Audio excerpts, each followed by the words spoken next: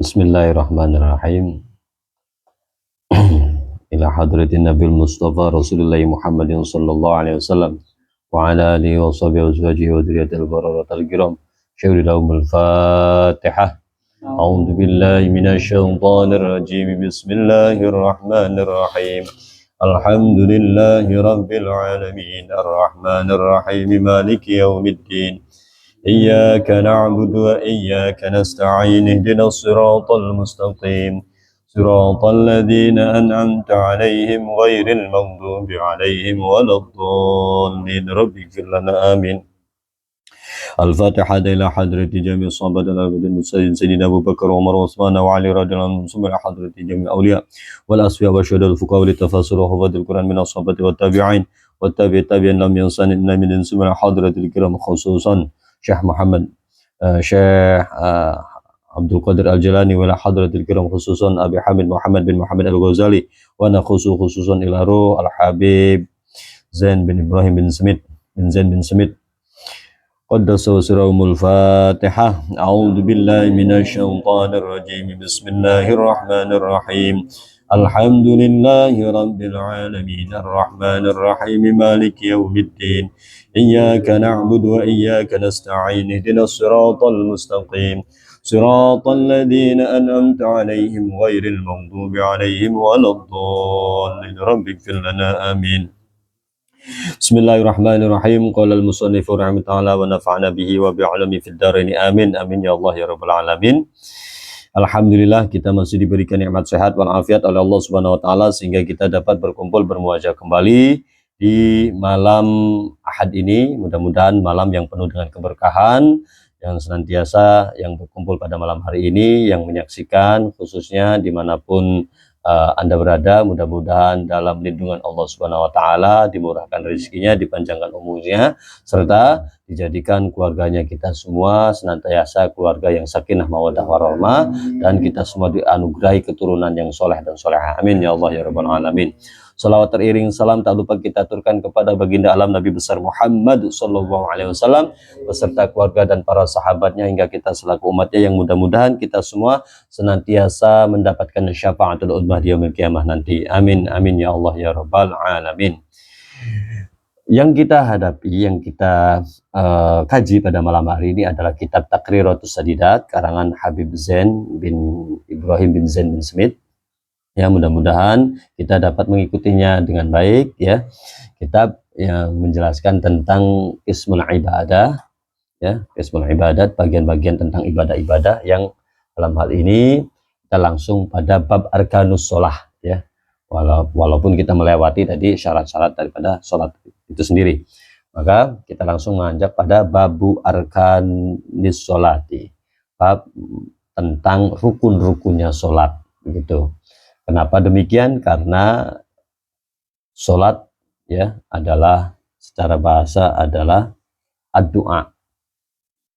Sholat secara bahasa adalah doa. Secara istilah syariat adalah muftatahatun bitakbir wa mukhtatamatun bis salam ya. Jadi sholat secara istilah itu adalah dimana dibuka dengan takbir terus ditutup dengan salam. Ini sudah menjadi pengetahuan umum secara universal menyeluruh ya. Nah, di dalam sholat, pentingnya sholat ya tidak hanya untuk kehidupan kita sehari-hari. Pentingnya sholat itu juga buat kebutuhan kita, kebutuhan dan juga keperluan kita ketika kita lagi menghadapi masalah dalam kehidupan, apapun bentuk masalahnya, sebagaimana yang telah disampaikan di dalam ayat suci Al-Quran. A'udzubillahi samil alim minasyaitonir rajim. Bismillahirrahmanirrahim. Wasta'inu bis sabri was shalah. Mintalah kalian semua lewat jalur sabar dan sholat. Ini menunjukkan bahwa ya, sabar dan sholat dapat menjadi satu solusi dalam kehidupan kita. Maka dari itu kita sangat butuh dengan pengetahuan tentang sholat itu sendiri, agar sholat kita itu menjadi sholat yang sah, secara hukum dan juga diterima oleh Allah Subhanahu wa taala. Baik, maka dari itu yuk kita sama-sama belajar pada malam hari ini untuk mendengarkan. Apabila kita yang sudah pernah mendengar dan juga mempelajari, paling tidak ya kita saling mengingatkan. Tentunya yang ada sedikit yang lupa ya tentunya akan menjadi ingat kembali. Ya, arkanus sholati ada dua al-mu'tamadu anna salasata asyar. Jadi rukun-rukun sholat ya, jumlah bilangan daripada rukun sholat itu yang mu'tamad ya, yang menjadi pegangan. Karena kan banyak, ada yang 17, ada yang 13, yakni 13.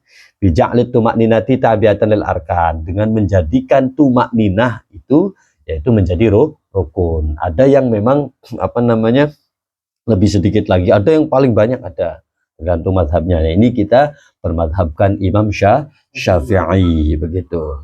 Nah, dari 13 itu dibagi atau dirangkum menjadi 4 rukun sholat, 4 bagian rukun sholat.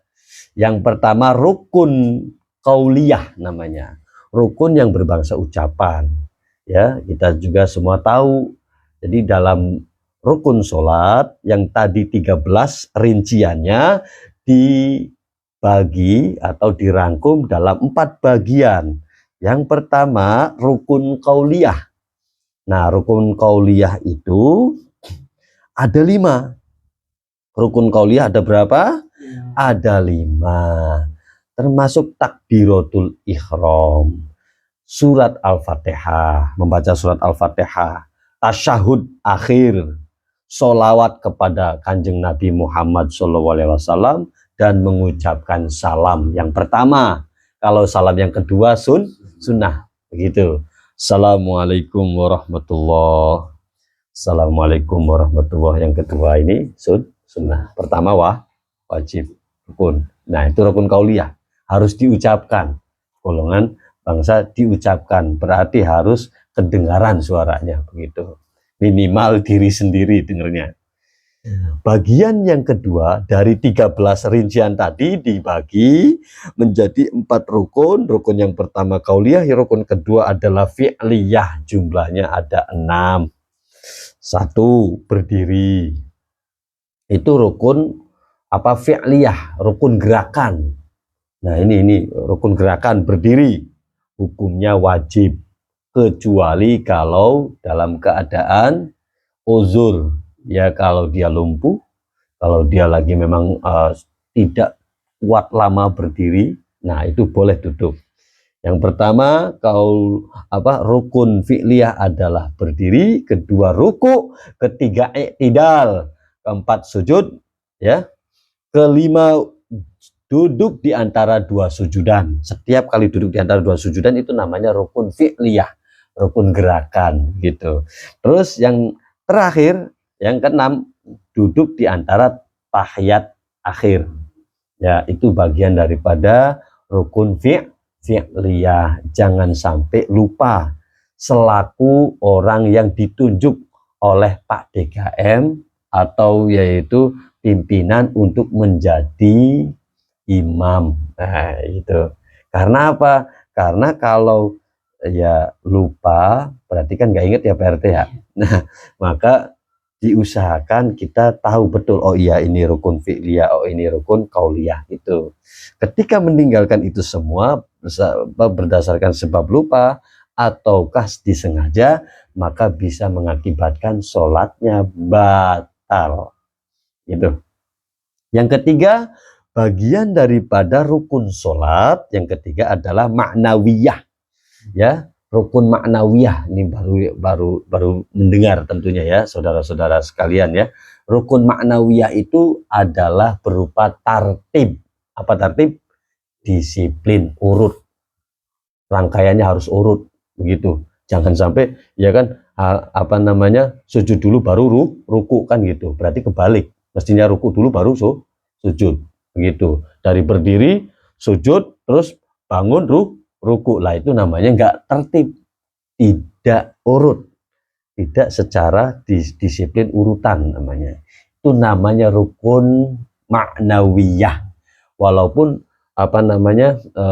dulu cuma dua, rukun qauliyah, rukun fi'liyah. Di dalam kitab Taqrirus Sadidah, Habib Zain bin Ibrahim bin Zain bin Smith itu beliau mengklasifikasikannya lagi menjadi 4 bagian. Yang ketiga rukun ma'nawiyah. Yang keempat rukun qalbiyah. Nah, rukun qalbiyah yaitu satu berupa niat. Berupa apa? Niat, satu. Jadi usolli fardul maghribi, nah itu ketika ngucapin usolli dilafadzkan sunnah, wajibnya di dalam hati harus mengucapkan saya niat sholat maghrib 3 rakaat. Itu namanya rukun qalbiyah. Ada 4 tadi totalnya. Dari 13 rincian rukun sholat dirangkum menjadi 4 bagian. 1 rukun qauliyah, jumlahnya ada berapa? 5. Rukun fi'liyah ada 6, rukun ma'nawiyah ada 1, rukun qalbiyah ada 1. Genap sudah 13 rukun sholat. Itu termasuk tumakninah yang dijadikan menjadi bagian daripada rukun sholat. Ada pertanyaan, ma afdolul arkadis sholat, ya, halaman berapa itu Pak Hobit? 214 ya, ya, kitabnya ma afdolul arkanis sholat al-qiyamu amis sujud. Ada yang nanya, apakah lebih utama dalam rukun sholat itu antara berdiri atau sujud? Ada yang nanya begitu. Misalkan al-mu'tabad an al-mu'tamad, jawaban yang menjadi satu pegangan, al-mu'tamad afdolul arkan, ya, annal qiyama afdolul arkan, sesungguhnya berdiri adalah seutama-utamanya rukun, li annahu maudhi'u qiraatil Quran alladzi huwa afdolul adhkar. Karena di dalam berdiri, kenapa sih alasannya lebih utama? Ya kan, rukun yang paling utama adalah berdiri, karena sesungguhnya berdiri itu tempat membaca Quran. Ya, maka huwa afdolul adhkar, itulah seutama-utamanya zikir. Di sini kata alasan beliau selaku penyusun kitab. Karena apa? Di dalam hadis Rasulullah dijelaskan afdolus sholati tulul kunut, seutama-utamanya sholat adalah panjangnya doa kunut. Begitu. Jadi kalau yang kunut jangan dibilang bid'ah, jangan. Begitu. Kalau yang kunut ya monggo, nggak kunut juga ya monggo. Yang penting yaitu adem ayem rukun loh jinawi, begitu Pak Udin kira-kira ya. Adem rukun maksudnya gitu. Kayak di alhamdulillah sampai detik ini di PGC Al Jauhar itu, soal Al Jauhar PGC 1 Pak Ubid, sampai detik ini tuh ya alhamdulillah kita menciptakan di situ karena masyarakatnya hegemoni kan, itu macam-macam. Jadi ya saling menghargai. Saya bilang udah wayahnya Pak kan DKM-nya kan saudara kita juga kan gitu, dari kalangan Muhammadiyah. Alhamdulillah walaupun dia keluarganya adalah Nahdlatul Ulama, sama lah kayak kita. Dia bilang monggo Pak kan gitu, sama-sama kita ini sama-sama, yang penting tidak mengurangi daripada syarat rukun di dalam sholat aman, begitu ya. Jangan terlalu fanatik pula kan gitu. Wah, kok dia nggak kunut sehingga saya nggak mau ngikut dia, nggak boleh begitu. Tidak boleh, itu namanya fanatik buta. Bukan nggak boleh, salah. Oh iya gitu ya. Waqila inna sujud afdol, dan ada yang mengatakan sujud lebih utama. Dasarnya adalah sabda Nabi Muhammad SAW, aqrabu ma yakunul abdu min rabbi azza wajal wa wasajidun faqsirud du'a, kan gitu.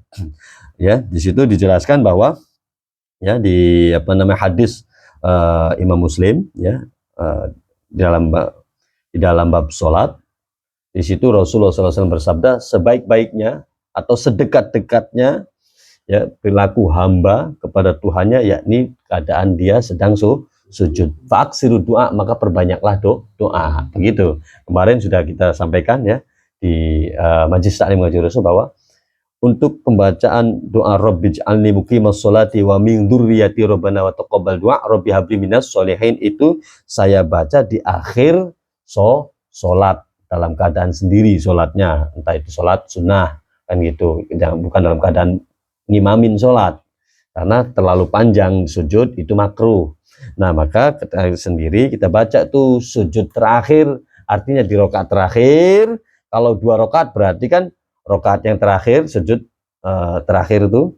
Nah, kita baca itu sepanjang-panjangnya. Rabbi ij'alni muqimas sholati wa min dzurriyyati rabbana taqabbal du'a, khusus mendoakan untuk keluarga ataupun anak begitu. Nah, itu karena apa, ada hadis ini. Alhamdulillah itu sudah berjalan istiqomah. Mudah-mudahan dengan informasi kajian ini kita semua dapat mengamalkan ilmunya. Amin. Wa ba'dum fassalah. Faqala in kana fil laili fa italul qiyami afdal wa in kana fin nahari faliksaru minas sujudi afdal. Dan juga ada ulama yang memang netral dengan pendapat ini. Ada yang bilang berdiri itu adalah rukun paling utama, dasarnya jelas. Dan juga ada yang sujud rukun paling utama, dasarnya tadi jelas. Ada yang netral. Itu ulama kita begitu tuh. Pendapatnya netral. Kenapa? Yaitu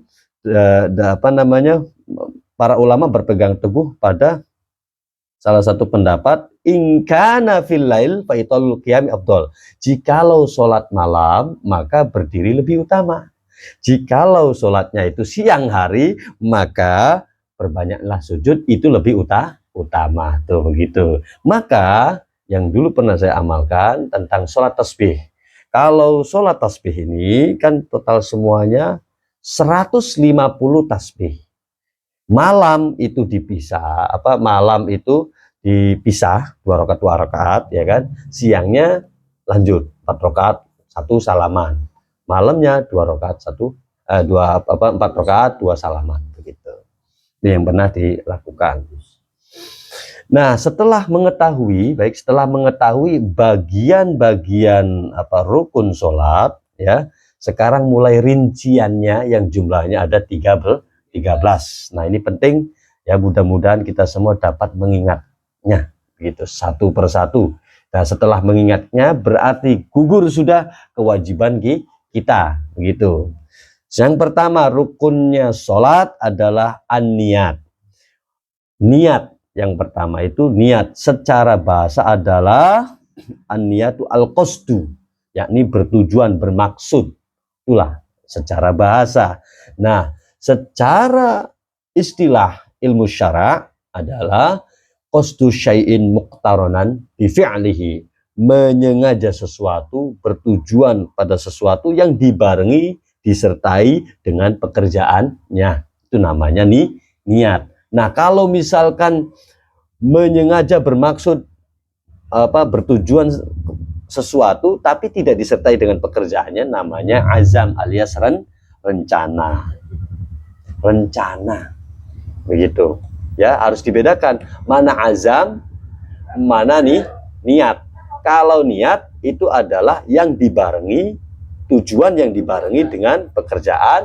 Kalau azam hanya rencana, niat, rencana, tapi tidak disertai dengan pekerjaan. Baik, setelah mengetahui tentang definisi niat, maka kita harus tahu ya tempatnya niat di mana. Tempatnya niat tentunya di hati. Begitu. Melafadzkannya hukumnya sunnah ya. Mengucapkan di dalam hati hukumnya apa Pak Ustadz?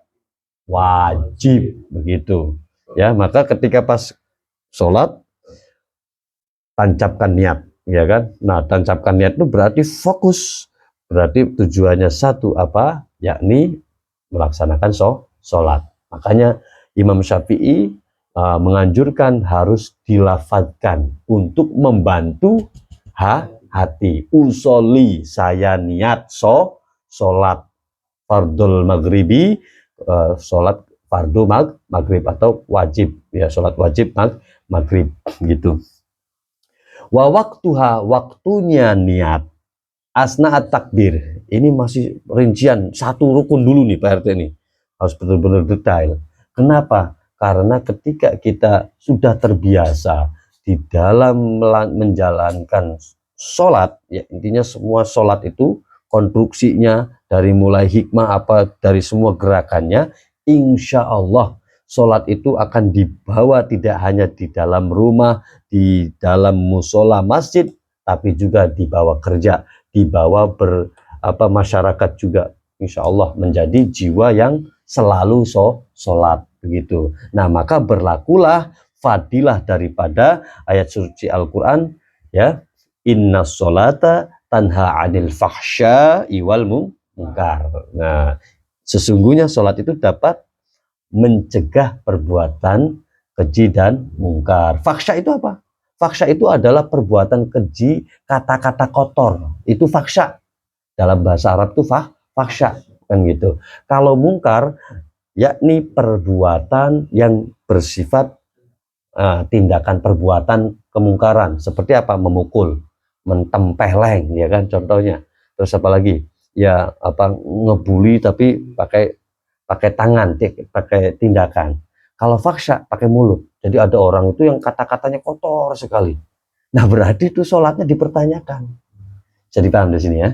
Nah, yuk sama-sama kita terus sedikit demi sedikit, step by step, agar supaya ini pengetahuan sama-sama kita nikmati bersama. Waktunya ada di tengah-tengah takbir.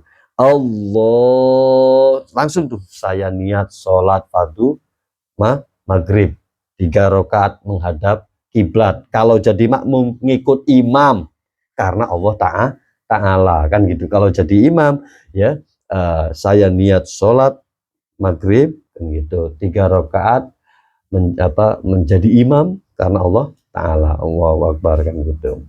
Falau kabbara binu ayastahdiroha summa ba'da takbir nawa falatan aqidu sholat tahu. Jikalau dia takbir ya, tidak menghadirkan niat setelah takbir ya, setelah takbirnya terus dia baru mulai niat, maka tidak sah sholatnya. Apa Pak RT? Sholatnya ora sah. Allahu Akbar. Saya niat enggak sah. Mohon maaf, ini aturan main namanya. Begitu Pak Udin, kira-kira Pak Udin. Ya seperti tadi dah. Ya, ntar kalau misalnya terlambat bisa dilihat dari tayangannya. Nah, terus ada adab. Sebelum itu ada adab. Apa adabnya? Rabbi a'udzubika min hamazati syayatin wa a'udzubika rabbi ayyahdurun. Begitu. Jadi ada doa-doa yang memang agar supaya kita terhindar dari was-was. Iwaswisu fi sudurinnas. Jadi was-was itu ragu dalam hati, lupa benar apa ya, benar apa ya. Nah, gitu. Baik, setelah itu masuk lagi di situ ada ya. Darajatun niat fi sholati salah satun. Ya apa namanya? Pak Robert bisa kan ya nanti baca ya. Nanti yang baca ya. Dilanjutkan silakan. Darajatun niat. Bismillah. Darajatun niat fi sholat salah satun. Idza kana fi sholat farduan wajib qustul fi'li wa ta'yin wal fardiyatu ya. Terus isnan idza kana fi sholatu nafilatan muaqqatan kabduha wal witro Audata sababin. Terus kasunatil kusufi wal istiqoin wajibah qasdul fi'li wat ta'yin. Ya. 3 Salis idza kanatis sholatu nafilatan mutlaqatan wajibah qasdul fi'li. Ya, faqat. Ya. Bismillah. Jadi darajatun niat fi sholat. Setelah kita mengetahui tentang niat tadi ya dari mulai definisinya ya, secara bahasa, istilah, dan juga tempatnya, waktunya juga. Sekarang derajatnya niat. Niat aja ada derajatnya. Saking detailnya ulama kita ya, orang-orang alim ya. Darajatun niat fi sholat, derajatnya niat di dalam sholat itu ada 3. Yang pertama, idza kanatis sholatu fardhon, apabila, kalau dalam bahasa Arab ya, saudara-saudaraku, ketika mendengar atau melihat membaca ada huruf idza, itu menunjukkan bahwa huruf syartiyah ya, kalau dalam ilmu usul fikih ya, prinsip ilmu fikih itu jadi undang-undang, delik bahasanya, delik kasus lah gitu bahasanya.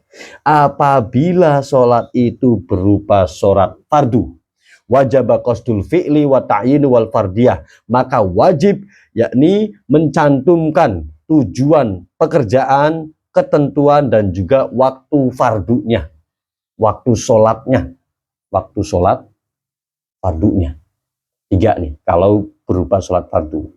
Usolli fardol maghribi salah sarokaatin, ta'yin, ketentuan bilangannya, salah sarokatin mustaqbilal kiblati, adaan, waalaikumsalam warahmatullahi wabarakatuh, adaan imaman makmuman lillahi ta'ala. Ya, fadhal silakan. Wah, alhamdulillah. Sehat-sehat Pak Ustadz. Ya. Kondangan dulu ya. Enggak, arisan. Oh, kondangan ya. Silakan sini. Ya, silakan.